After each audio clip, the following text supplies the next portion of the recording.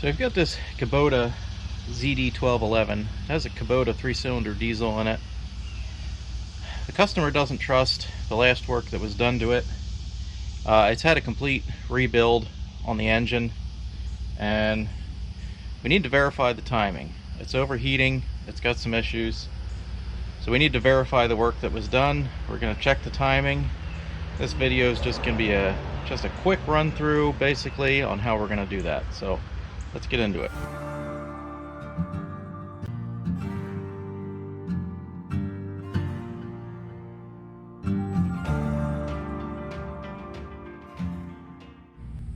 Alright, we are going to check the timing on this thing.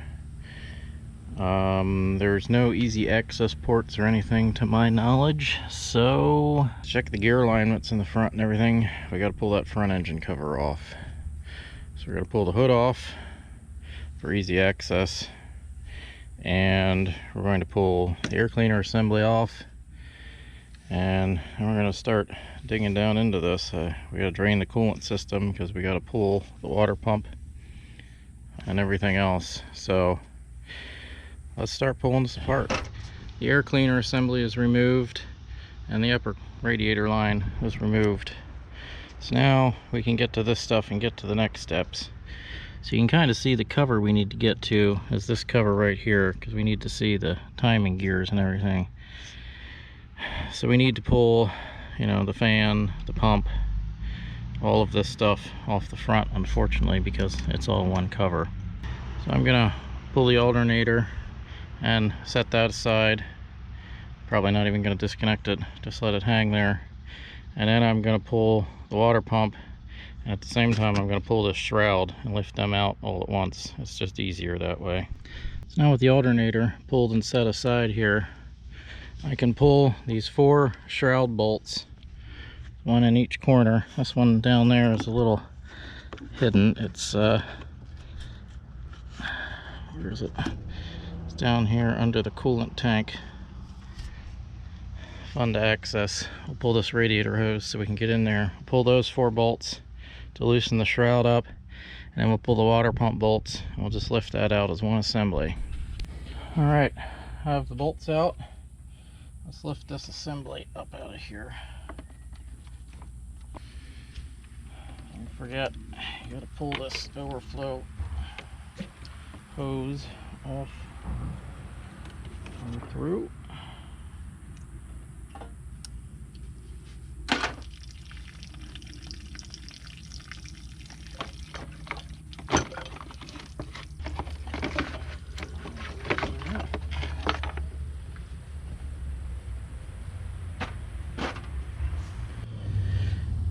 Now we can get to the front assembly here.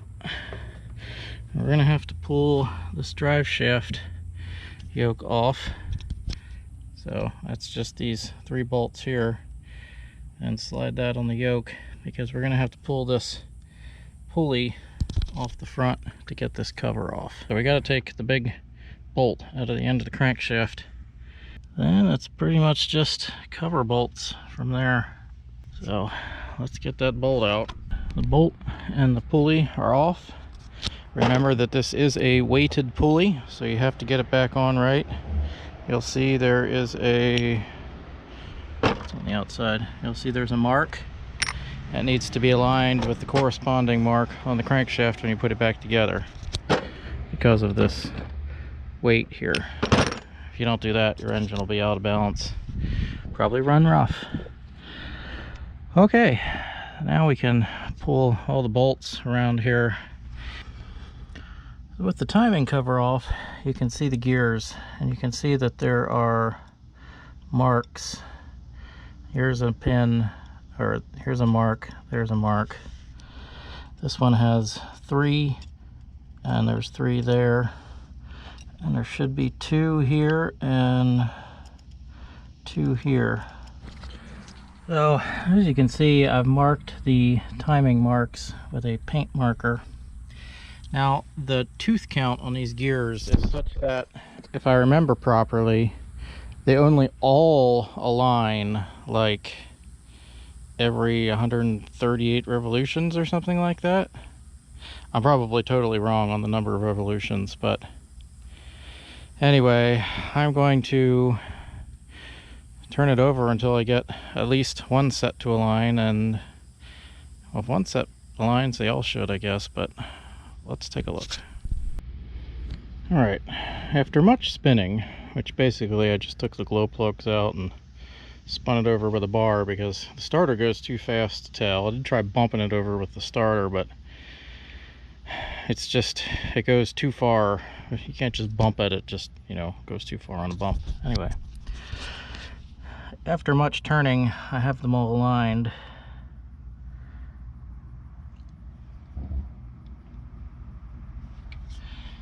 So this bottom, the crankshaft gear, there's a dot on either side because there's not room to put two dots, but it's the two dots here, the one dot here, and the three dots there. This is the Kubota D1105 E4 engine.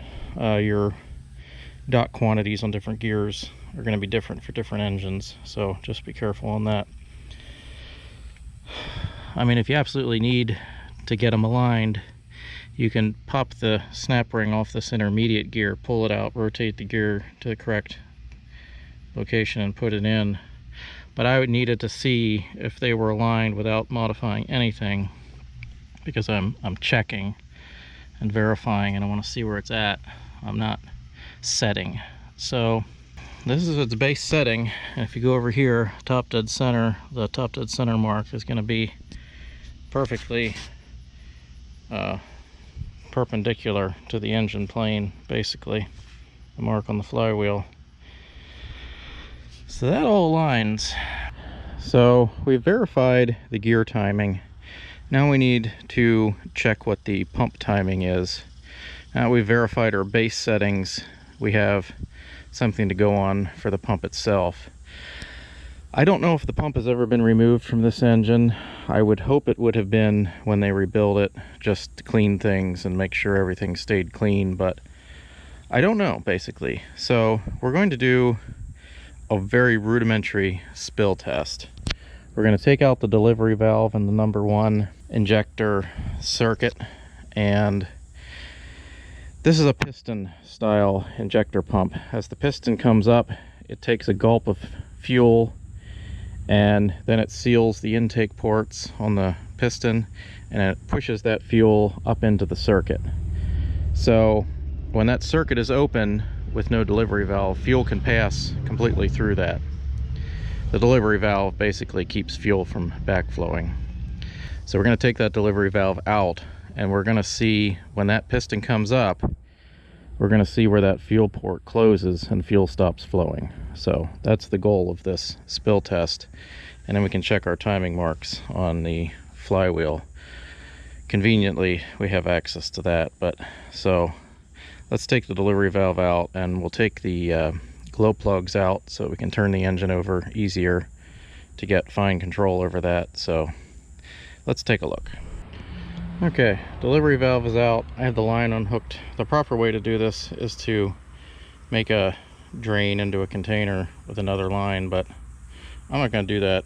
I'm just going to stand back. And so right now, with the engine at top dead center, we should get fuel out of that when we pressurize the system with no delivery valve. So let's turn this electric fuel pump on. Yep, indeed. Okay, so basically we're going to turn that on, and we're going to rotate it until the fuel stops. I'm going to be rotating the flywheel down here, and yeah. So we got fuel. We're going to rotate.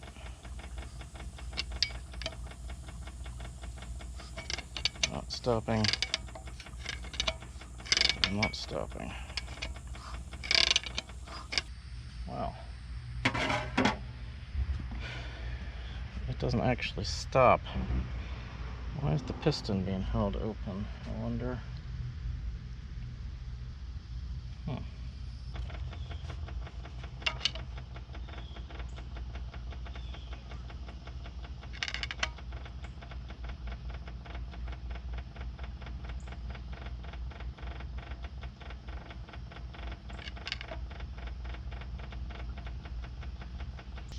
Okay, it's pushing past the piston, which is not a good thing.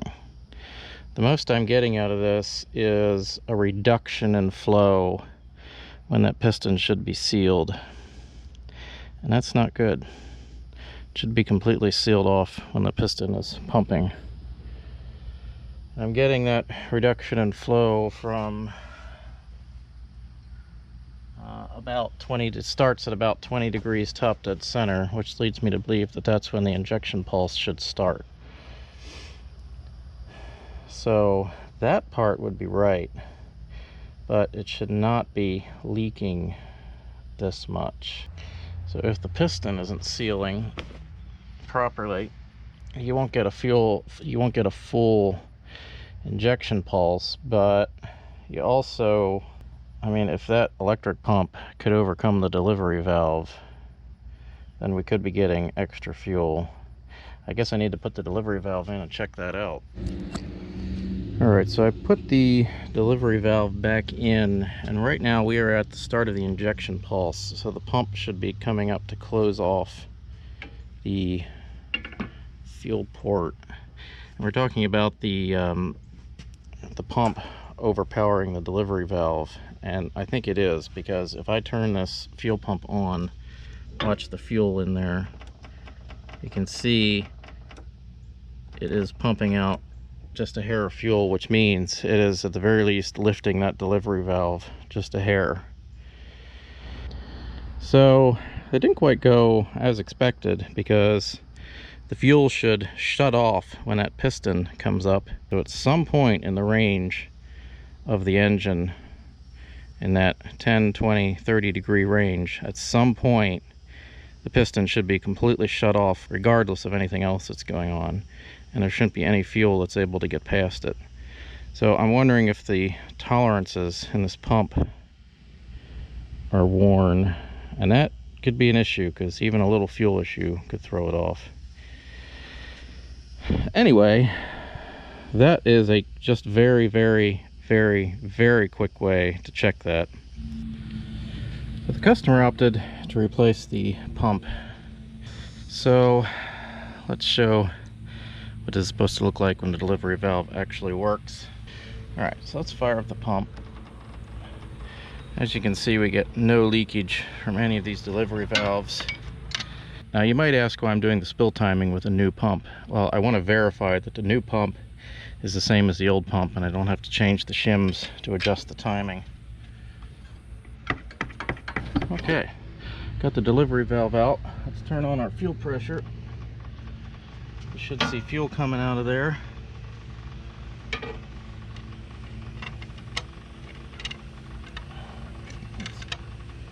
Back it. Okay, so we got fuel coming out of here, so it should shut off. Yep. So there, it starts to shut off. Right about there, it's completely, right about a 20 top dead center. Completely shut off. And there it starts going again. Alright, so that's what a spill test is supposed to look like.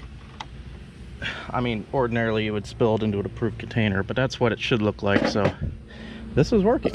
So that's just a quick run through on basically how to check or verify your timing on here, not necessarily how to adjust it. The adjustment on the pump is done with shims to shim the pump up or down, and of course the gears have to be timed correctly, and of course all your keyways and everything have to be not sheared and all that. So that's just basically a quick run through. Maybe this will help someone, I don't know. If it does, great. We do lots of stuff like this. If you like this, if you want to see more, feel free to like, subscribe, comment, and as always, thanks for watching.